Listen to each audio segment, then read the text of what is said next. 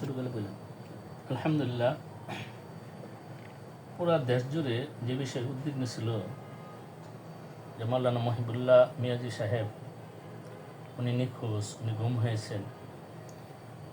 তো পুরা দেশের মিডিয়া সচেতন, বাংলাদেশের সমস্ত নাগরিক এ ব্যাপারে উদ্বিগ্ন ছিল। তো আলহামদুলিল্লাহ পরের দিন ওনাকে পাওয়া গেছে। তো এতটুকু পর্যন্ত ঠিক ছিল।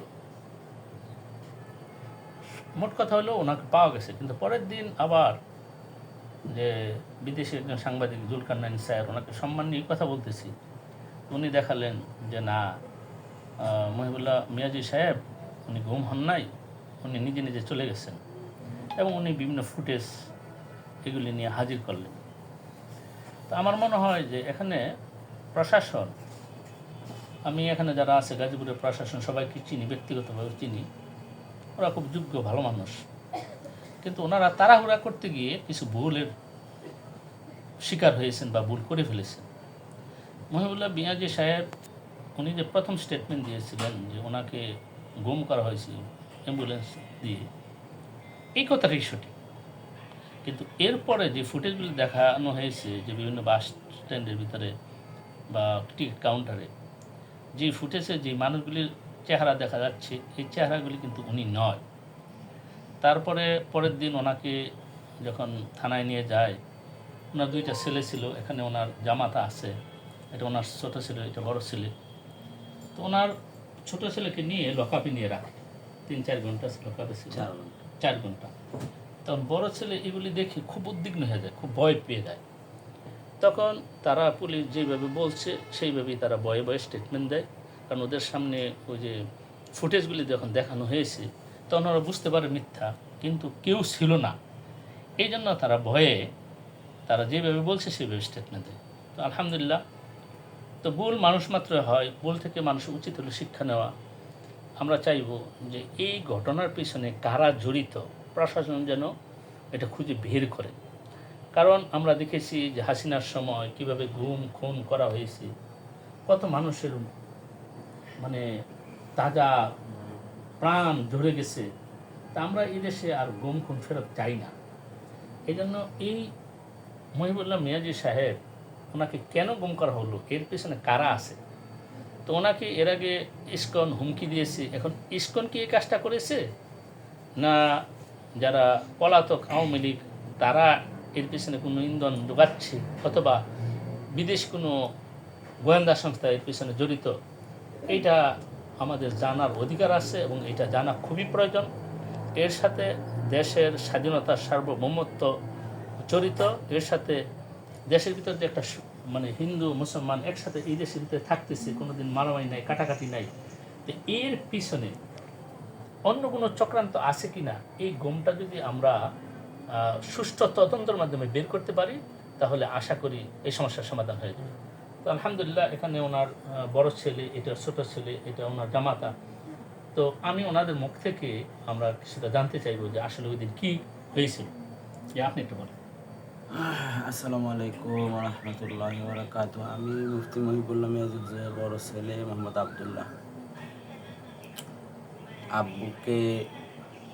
আব্বু মামলা করার 48 ঘন্টা পর 72 ঘন্টা চলমান থাকা অবস্থায়, 72 ঘন্টার ভিতরে যাওয়া অবস্থায় আব্বু হঠাৎ আমার কাছে ফোন আসে, তোমার আব্বু, তুমি সহ তোমার আব্বু ডিসি স্যার আসছে, স্যারের সাথে কথা বল। তো ওনাদের কথা অনুসারে 3টা গাড়ি আসছে, 3টা গাড়িতে আব্বু গেছে। সামনে একটা গাড়ি ছিল, পিছে একটা গাড়ি ছিল, আব্বু ছিল মাঝখানে। তো আমরা গেলাম, যাওয়ার কিছুক্ষণের ভিতরে দেখলাম যে এলাকাবাসী, তারপর আমাদের মসজিদ কমিটির একজন সহ আরও অনেকে উপস্থিত। আমি বিষয়টা আমার কাছে অন্যরকম মনে হয়েছিল। তারপরও ভাবলাম যে হয়তো কোনো বিষয় নিয়ে আলোচনা হবে, নতুন আবার কোনো বিষয় নিয়ে আলোচনা হবে, এই জন্য আমরা গেছি। তো ওইখানে বিভিন্ন সিসি ক্যামেরা ফুটেজ, তারপরে না আব্বু নিজে থেকেই গুম হয়েছে, গুম হওয়ার মতো নাটক নাকি করছে, এইসব বিষয় সম্পর্কে ওইখানে দেখানো হয়েছে। দেখানোর পর আব্বুর কাছ থেকে বিষয়টা জানার জন্য বলতেছে যে আপনি বলেন বললে আমরা বিষয়টা ক্লিয়ার হয়ে যাবে আসলে ঘটনাটা কী হয়েছে। তো বিষয়টা সম্পর্কে ওনারা জিজ্ঞাসাবাদ করার জন্য করছে কি, আমাদের এলাকাবাসী যারা ছিল তাদের সবাইকে বের করে দিছে। বের করে দেওয়ার কিছুক্ষণের ভিতরেই আমার ছোটো ভাই ওর ফোন, মানে আমার ছোটো ভাই মোহাম্মদুল্লাহ ওর ফোনটা সিজ করে নিছে, নিয়ে মানে দেখতেছে এবং ওনারা বলতেছে যে ওর তো জঙ্গি বা অন্য কোনো সংগঠনের সাথে জড়িত এরকম কিছু। তো ওর একটু বিষয়টা খতিয়ে দেখা দরকার। এরপর ওর ফোনটা নিয়ে গেছে, নিয়ে যায় ওরে করলো কি মোবাইলটা নিয়ে আস্তে ওরে দোতলায় নিয়ে লকআপে উঠায় রাখলো, লকআপে তো ঢুকায় রাখলো। আমি তখন ওসি স্যারের রুমে আছি, আমার সামনে আব্বু আছে, এই দুজনই আছি, আর বাকি যারা আছে তারা সবাই পুলিশ অফিসার ছিল।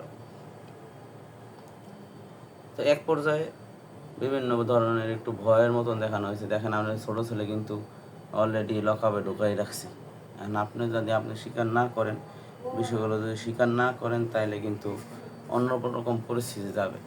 তখন আমি বলছি যে আপু আপনি যতটুকু জানেন বা করেন ওর আপনি স্বীকার করেন, নাইলে কিন্তু আরও বেশি পরিস্থিতি যাবে। তা এই ঘটনা কিন্তু ওনারাই পালাক্রমে চলমান রেখার ভিতরে আমাকে হঠাৎ বের করে দিতে বললো, তুমিও বের হয়ে যাও। তা আমি বের হয়ে করলাম কি, আমি দোতলায় যাই তিতুমিরের সাথে দেখা করলাম, আমার মোহাম্মদুল্লাহ তিতুমির, আমার ছোটো ভাইয়ের সাথে দেখা করলাম। তো বললাম যে ভাই তুই যদি কোনো জঙ্গি সংগঠন বা কোনো কিছুর সাথে জড়িত থাকস তাহলে তুই বলে দে না। ওরে আবার এইভাবে বলার কারণ হলো গত 1 বছর যাবৎ আমি এই বাসায় থাকি না, তিতুমির আর আব্বু এরা যেই বাসায় থাকে এই বাসায় থাকি না, আমি আলাদা বাসায় থাকি। তা আমি ভাবলাম যে হয়তো এর ভিতরে অন্য কিছু হইতেও পারে। তাই আমি আর এই সেন্সই বলছি যে তুই যদি জঙ্গি কোনো সংগঠনের সাথে জড়িত থাকস তুই বইলা দে, সত্য যেটা এটা বইলা দে। আমি তো জানি যে ও কী টাইপের মানুষ, তারপরে ওনাদের সামনে আমি বলছি। তো এরপর আমি নিচে আসছি, নিচে এসে দেখি যে ওসি স্যারের রুমে খাওয়া দাওয়া মতন, মানে একটা নাস্তার মতন হচ্ছে, যে আপেল, তারপরে ড্রাগন ফল সহ পেয়ারা, এগুলো খাওয়া দাওয়া হচ্ছে, বিস্কুট খাওয়া দাওয়া হচ্ছে। তো ওসি স্যারের রুমের ঠিক বিপরীত পাশে আমি বসাছিলাম। তো ওই পুলিশ অফিসার যারা ছিল তারা সবাই আমারও বলতেছে যে ভাই আপনিও খান। আমি তখন ভাবলাম, মানে বললাম যে ভাই আমার তো ছোটো ভাই তো লকআপে আছে, আমার তো পানি তো ঢুকতে আসে না, মানে আমার গলার নিচে তো পানি নামতে আসে না, তো ইয়া করবো কেমনে, কিছু খামো কেমনে, আমার যখন খাওয়ার প্রয়োজন হবে আমি তখন বলবো না। তো এর কিছুক্ষণের ভিতরে আমি বললাম যে আমি তো ভাবলাম যে আমি তো এসা নামাজ পড়ি নাই, তো নামাজ পড়ার জন্য একটু বের হয়ে যাব। তো বের হওয়ার জন্য সামনে আগাইছি, এর ভিতরে সামনে যে থানায় ঢোকার সময় যে সেন্ট্রি থাকে, সেন্ট্রি বলতেছে ভাই আপনি এদিকে আইসেন না, আপনি ভিতরের দিকে যান, ভিতরে থাকেন, এদিকেই থাকেন, এরভাবে বলতেছে আপনি ভিতরের দিকেই থাকেন, বাহিরে যাও যাবে না বা এরকম কিছু এরকম বলে না, কিন্তু আমার ধৈর্য নিয়ে ভিতরে আবার ঢোকাই দিছে, কিন্তু থানার কমপ্লেক্সের মানে থানার বিল্ডিংয়ের ভিতরেই। তো এর কিছুক্ষণের ভিতরেই দেখি যে আব্বু ওরে বসা থেকে দাঁড়ায়া, ওসি স্যারের রুমটা তো ফ্রস্টেড গ্লাস দিয়ে আটকানো, তো দরজাটা ফ্রস্টেড গ্লাস দিয়ে করা। তো আমি ভাবছি যে দেখতেছি যে আব্বুর এখানে এসে এই পাশে, মানে ওসি স্যারের রুমে ঢোকার পরে যে হাতের ডান পাশে যে ওয়ালটা, এই ওয়ালের এখানে দাঁড়া করে, তারপরে হয়তো দাঁড়া করাইছে এরকম দেখছি। ভিতরে কি চলতেছে ভাই এটা কিন্তু আমরা কেউই জানি না। এতক্ষণ ছিল কারা, এলাকাবাসী। এরপরে ছিলাম তিতুমির, আমি, মানে আমার ছোটো ভাই, আমি আর আব্বু। এরপরে আমি আর আব্বু, এখন শুধু আব্বু, এছাড়া আর কেউই ছিল না। তো যতক্ষণ পর্যন্ত আমার সাথে ছেলেমি করলাম তখন পর্যন্ত কিন্তু আব্বুর আগের পূর্বের বক্তব্যই কিন্তু অটল ছিল। কিন্তু যখন আমরা বের হইলাম তারপর থেকে আব্বু অন্যরকম বক্তব্য দেওয়া হয়েছে, আপনারা এটাই মিডিয়াতে দেখতেছেন। আর এটা দেখলে স্বাভাবিকভাবেই বোঝা যায় যে আসলে ওনার কেউর চেহারা, বডি ল্যাঙ্গুয়েজ দেখলে বোঝা যায় এখানে কোনো চাপ বা কোনো কিছু প্রয়োগ হয়েছে কি না। এটা আমার সে যারা দেখছেন তারাই ভালো বলতে পারবেন। তো এরপরে আমাদেরকে বাহির থেকে আমাদের জন্য খিচুড়ি আর গরুগোস্তর খিচুড়ি আনা হলো। আমাদেরকে, আমারে, আব্বুরে আর তিতুমিরে একটা রুমের ভিতরে দোতলায় কোনো এক অফিসারের রুমে রাখা হলো। এবং অফিসারের রুমে রাখার পরে খাওয়া দাওয়া করলাম। খাওয়া দাওয়া রাত্রে তখন সম্ভবত 3টা 3:30 এরকম বাজে। তো 3টা, হ্যাঁ 4টার মতো, 3টা 3:30 বা 4টার মতো এরকম বাজে। তো খাওয়া দাওয়ার পরে বাতি বন্ধ করতে, ঘুমানোর সময় বাতি বন্ধ করব, বাতি বন্ধ করতে দেয় না, না বাতি বন্ধ করা যাবে না।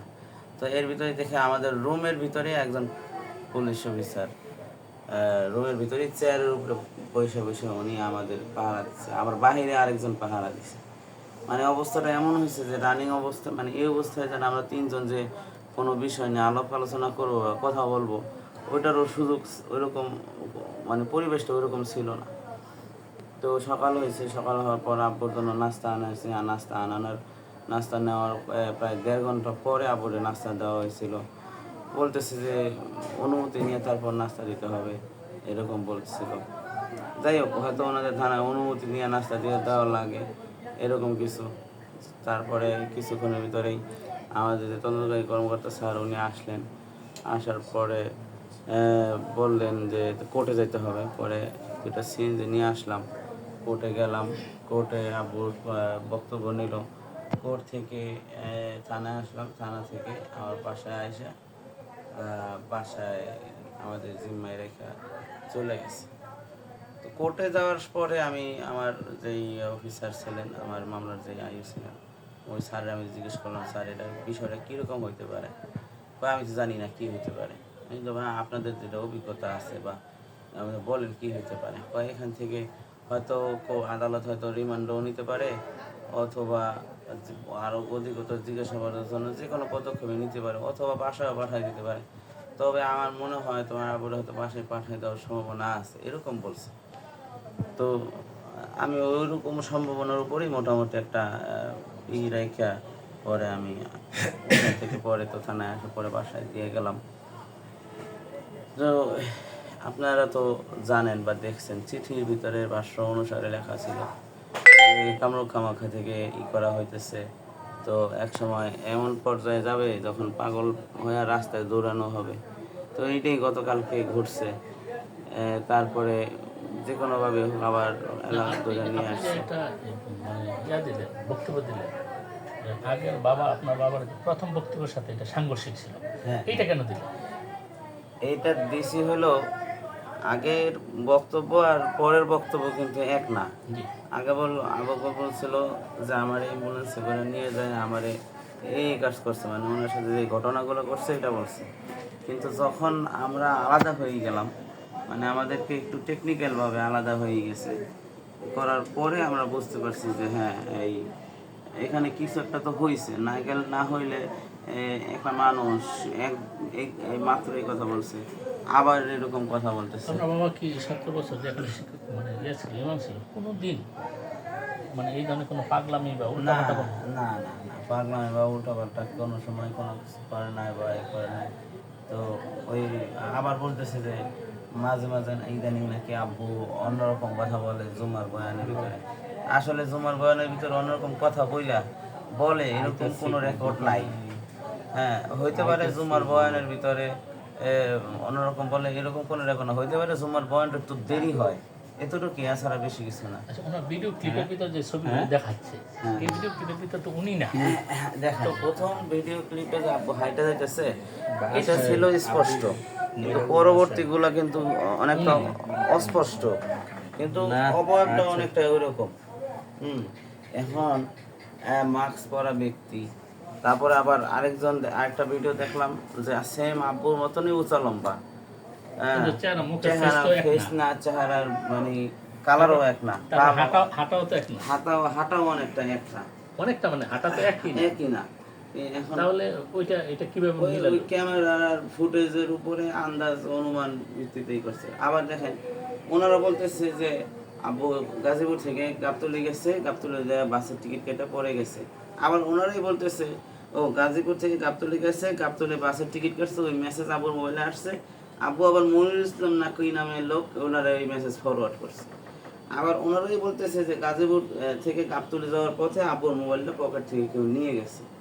তাহলে বিষয়টা কীরকম হয়ে গেল? ওনারা বলতেছে গাজীপুর থেকে গাবতলী যাওয়ার পথে মোবাইল নিয়ে গেছে, আবার বলতেছে গাবতলী মেসেজটা আবার আরেকজনের ফরওয়ার্ড করছে, বিষয়টা সাংঘর্ষিক। আবার এখানে দেখলাম যে আব্বুর পাগড়ি ছিল কালো, ওইখানে যায় দেখি আবার লাল রঙের। আপনার তো বোঝার কথা যে ওনার আপনার আব্বুর হাঁটা, আপনার আব্বুর চেহারা দূর থেকে তো বোঝার কথা যে এটা আপনার আমরা বুঝতেছি সাধারণ মানুষ যে দুইটা ব্যক্তি এক না, তা আপনারা তো সহজে বোঝার কথা যে এইটা আমার আব্বু না। এটা কি আপনারা এখন বুঝতে পারছেন না? আপনাদের কাছে এখন কি তো এটা পরিষ্কার না? হ্যাঁ, এখন দেখেন ওখানে থানায় যাওয়ার পরে মুভমেন্ট, ওনাদের অ্যাটিটিউড মুভমেন্টের কারণেই আমরা আমরা এমন ভয় পেয়ে একটা গেছি। সিচুয়েশনের ভিতরে চলে গেছি। আপনি আমার পাশ থেকে আমার ছোট ভাইকে লকআপে নিয়ে গেছে, তাহলে আমি কি সিচুয়েশনে থাকতে পারবো এটাই আচ্ছা, সহজে বোঝা আপনাকে যায়। লোকাফে নেওয়ার কারণটা কি? আচ্ছা, এবার আমি বলি। আমি হচ্ছি মোহাম্মদুল্লাহ, মুফতি মুহিবুল্লাহ মিয়াজি সাহেবের ছোট ছেলে। আব্বুকে এই যে ভাই বলল যে যেভাবে হোক ওনাকে থানা নিয়ে যাওয়া হলো। আব্বু এমন একটা পর্যায়ে ছিল যে কথা বলার মতো পর্যায়ে ছিলেন না। তবু আব্বুকে নেওয়ার পরে ওনারা যেই এভিডেন্সগুলো, আমি এখনও জানি না যে আসলে সত্যটা কী। তো যে এভিডেন্সগুলো ওনারা সামনে রাখছেন, যে সিসি ক্যামেরা ফুটেজ দেখাইছে, শ্যামলী বাসের টিকিট, গাবতলী হাটের সিএনজি দিয়ে যাওয়া, অটো দিয়ে যাওয়া, এসব কিছুই করছে। এই সমস্ত কিছু যে ওনারা দেখাইছেন, দেখানোর পরে আব্বুকে আমি এইগুলার এই যে এইগুলা যে দেখাইছে ওনারা বা এইগুলাই করছে, হাঁটার ভিডিও যে এইসব কিছুই করছে, সিএনজি দিয়ে যাওয়া এগুলার ভিডিও নাই, তারপরে অটোর ভিডিও নাই, গাবতলীর ঘাটে যে গেছে এভাবে কোনো ইয়া নাই। এই যে এইটা দেখাইছে, দেখানোর পরে আমি আব্বুকে জিজ্ঞেস করছি যে আপনি কি সত্য এগুলো করছেন। আমি আব্বুকে অনেকবার জিজ্ঞেস করতেছি, ওনারা জিজ্ঞেস করতেছে, আমিও জিজ্ঞেস করতেছি আপনি এগুলো করছেন কিনা। তো আব্বুকে দেখলাম যে মানে আমি এখানে উত্তেজিত হয়ে যেতেছি যে আব্বু এগুলো কীভাবে সম্ভব করে, একটা মানুষ কিভাবে এটা সম্ভব। আমি তো ওনার আগের কথার উপরে সমস্ত নিজের দায়িত্ব পালন করতেছি, কিন্তু এটা কিভাবে সম্ভব, একটা মানুষ এইভাবে কীভাবে করে। তো এইটা আসলে মানে দেখার পরে আমি আব্বুকে জিজ্ঞেস করি যে এরকম কিছু করছেন কি না। তারপরে বলতেছে যে না। পরে ওনারা আমার ফোনটা নিল, নেওয়ার পরে দেখতেছে যে আমার এখানে আরবি দিয়ে কিছু নাম সেভ করা, এবং আমি মাথায় তালেবানের যে পাগড়িটা আছে ওইটা পরি। এটা তো বাংলাদেশে সবাই পরে, ওলামায়ে কেরাম হোক, ছাত্র হোক, সবাই পরে। ওই হিসাবে মানে আমি যেহেতু মাদ্রাসায় পড়ি, দিনই লাইনে থাকি, এখন আরবি দিয়ে নাম সেভ করতেই পারি। যাই হোক, স্যারেরা কীভাবে এটা নিয়েছে জানি না, ওনারা আমার ফোনটা দেখে এবং বলে যে আমি মনে হয় কোনো জঙ্গি সংগঠনের সাথে অ্যাড আছি, এটা ওনারা সন্দেহ করে। তারপরে হঠাৎ করে দেখে আমার ফোন সিজ করে ফেলাইলো। তারপরে আমাকে লকআপে রাখতে নির্দেশ দিল বড় স্যার, আমাকে লকআপে রাখা হলো। এর মধ্যে আমি আব্বুকে অটল দেখে গেছি প্রথম কথায় যে আমাকে অ্যাম্বুলেন্সে ওঠানোর পরে আমার আর কিছু মনে নাই, এই কথার উপর আমি অটল রেখে গেছি। এবং এই কথার উপর অটল রেখে গেছি যখন দেখতেছি আব্বু, আমি নিজে উত্তেজিত হইতেছি, আব্বু আমাকে অটল রাখার চেষ্টা করছে। মানে উনি একজন এখন উনি অবস্থা ওনার কীরকম আপনারাই ভাবতে পারতেছেন, কিন্তু উনি আমাকে অটল রাখার চেষ্টা করতেছে যে তুই অটল থাক, তুই ধীর স্থির থাক। কিন্তু লকআপ থেকে 4 ঘন্টা পর যখন আমি আসি, তখন দেখি আব্বুকে তারা যেরকমভাবে উপস্থাপনগুলো করছে, ওনারা নিজেদের মতো না কি করছে জানি না।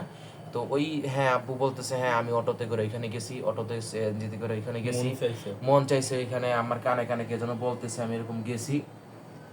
তারপরে আমি বাসের টিকিট করে করলাম, বাসে করে পরে এখান থেকে আবার 100 টাকা কমিশন কে যেন খাইলো। তারপরে আবার ওইখান থেকে আমি আবার এই পঞ্চগড় নামলাম, শিকল একটা পাইলাম, একটা পলিথিনের ভিতরে নিজেই প্রস্রাব করতে বসলাম, চারা পাইলাম নিজে। পরে ঠান্ডার কারণে যে আমি এখন ইয়া করবো এটা বুঝতে পারিনি, এই যে জিনিসটা যে পরে আব্বু নিজের পাই নাকি শিকল বাইন্দা ওইখানে ই করা হয়ে গেল। এখন এই বিষয়টা আসলে এইটাই মানে আমি ওইখানে ছিলাম না 4 ঘন্টা যাবত। এই যে ভাই বর্ণনা দিল, এটা আমি নিজে মনে হচ্ছে যে এটা ভয়ভীতির কারণে মনে হয়েছে বা তাদের শিখে এটা হইতে পারে, এটা হতে পারে। আপনি নিজে ভয় পেয়েছিলেন? আমি তো ভয় পেয়েছিলাম, আমি লকআপের ভিতরে কান্না করে বলছি যে দেখেন আমাকে আপনারা ছাড়েন, আসলে আমি কি দোষ করছিলাম। আপনাকে তো লকআপে দেওয়ার কোনো কারণ নাই, কারণ আপনি তো কোনো অপরাধ করেন নাই। বলতেছে যে না আমি নাকি জঙ্গি কোনো সংগঠনের সাথে ছিলাম। পরে দেখ যখন আপনি প্রতিবাদ করেন নাই যে আমি জঙ্গি সংগঠন, প্রমাণটা দেন। আসলে ওইখানে বললো যে ভাই এমন কোনো পরিস্থিতি ছিল না যে আমরা এখানে কিছু বলবো বা বিষয়টা সিচুয়েশনটা এমনই ছিল আর কি। এখন কি আপনারা চান না যে ঘটনা সুষ্ঠু তদন্ত হই? অবশ্যই চাই, অবশ্যই চাই, এবং তদন্ত হইতেছে। এটা জাতি জানে অবশ্যই। ওলামায়ে কেরাম না শুধু পুরো বাংলাদেশের বাংলাদেশের এমন সব আলেমদেরও এটা আমরা যে মানিজ্যের ঐক্যভাবে প্রশ্ন এটা। থাকতেছি এটার উপরে এখন প্রশ্ন দাঁড়াইতেছে যে আসলে কি হইতেছে এইটাই। আপনি জামাতে এসে আপনি কি মনে করেন এই বিষয়টা? আমি তো ওই পর্যন্ত ছিলাম না, আমি রাত্রের অথবা 10টার দিকে গেছিলাম, থানার সামনে গেছিলাম। তো থানার সামনে যাওয়ার পরে আমাকে ওনারা ঢুকতে দিতেছে না, মানে দেখা করতে দিতেছে না। তো আমাকে প্রায় 2.5 ঘন্টা হতে 3 ঘন্টা পরে দেখা করতে নিছে। দেখা না করার পরে আমি দেখতেছি যে ওনার বক্তব্য আগের সাথে মিল নাই। বক্তব্য যেটা মোবাইলে দেখছেন আপনারা ওরকম বক্তব্য। তখন আমার দোকানে আসার সময় হয়ে গেছে। তখন আমি ওনার বড় ছেলে আবদুল্লাহ ভাইকে বললা দোকানে আসছি, পরে আমি যে গেটে আসছি আমাকে আবার গেটতে বাইরে হইতে দিতেছে না। তখন আবার অনুমতি নিয়ে গেটের বাইরে আমি দোকানে আসছি। দোকানে আসার পরে ওনারা সারা রাত এখানে ছিল, আমি যোগাযোগ করছিলাম, আমি এখানে বাসায়ও ছিলাম। পরে আপনার পরের দিন সকালে আবার যোগাযোগ করছি, শুনছি যে 12:30টার দিকে ওনাকে কোর্টে উঠাবে আর কি। এই পর্যন্তই আমি জানি আর কি। তো আলহামদুলিল্লাহ, আমার যেটা মনে হচ্ছে যে এটার পিছনে একটা চক্রান্ত জড়িত।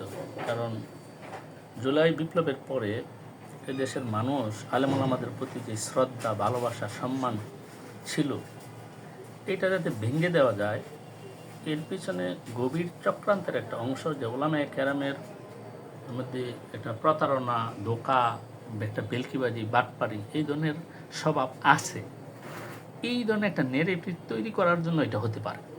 তো এই জন্য আমি সরকারের উদ্দেশ্যে, প্রশাসনের উদ্দেশ্যে আমি বলবো যে এই ঘটনার সুষ্ঠু তদন্ত হোক।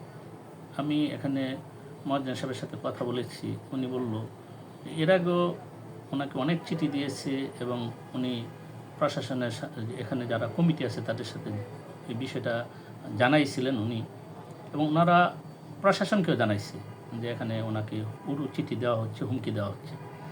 এবং কয়েকদিন উনি ঘর থেকে বের হবে, ওনার বাইরে থেকে ঘরে তালা লাগিয়ে দেওয়া হয়েছিল, আটকে দেওয়া হয়েছিল যাতে উনি ঘর থেকে বের না হতে পারে।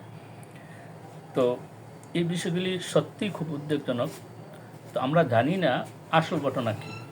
তবে ইসকন আমরা যে ঘটনা দেখেছি যে চট্টগ্রাম কোর্টের ভিতরে সাংবাদিক আলিফকে যেভাবে হত্যা করা হয়েছে এবং বিভিন্ন জায়গায় যেভাবে দর্শন বা ভয় ভীতি যেভাবে দেখানো হচ্ছে, আমরা এই দেশে আমরা সাধারণ নাগরিক হিসাবে আমরা ভীত আছি এদেশের ভিতরে কোনো অস্থিতিশীল পরিস্থিতি তৈরি হয় কি না।